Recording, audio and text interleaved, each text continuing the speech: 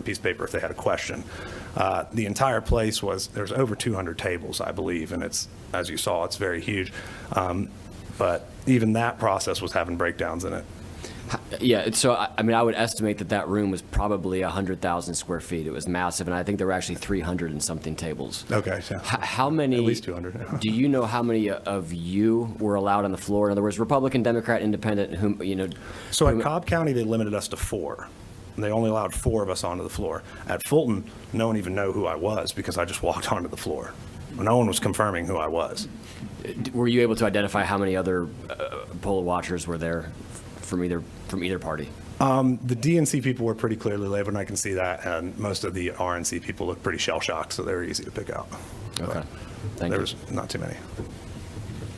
Okay. Senator Heath?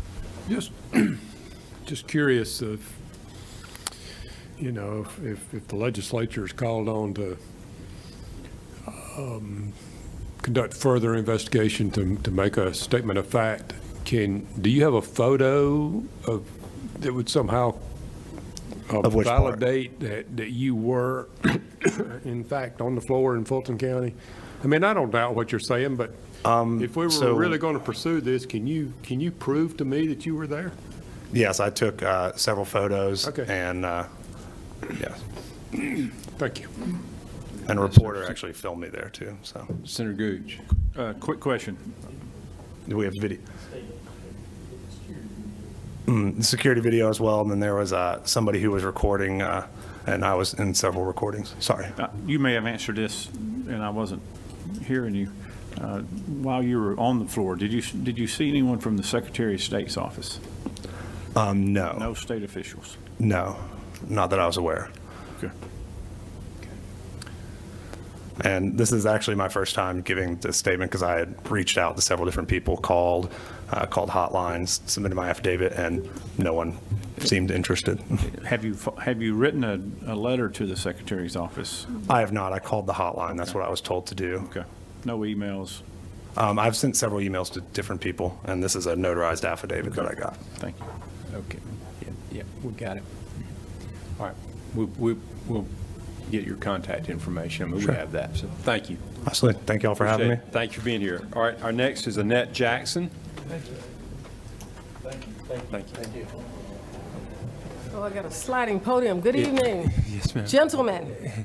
If you would just, again, give us your name and where you're from, and then let's try to get to the essence of what we're going to talk about. Oh, my God, you're going to cut my time short, okay? Yes, I'm going to ma'am. make it move, Make okay? it move. That's right. My name is Annette Davis Jackson, and the reason I come before you, the Senate body, is I was a candidate for United States Senate.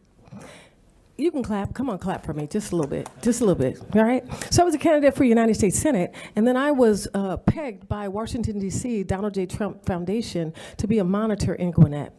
I submitted a complaint form to the Gwinnett County voter elections and an email to Senator Ligon to include having a question on the military votes being duplicate. This is what I care about. There's a lot of things that I care about. But when I went to ask the Gwinnett County officials, where is the military vote being counted?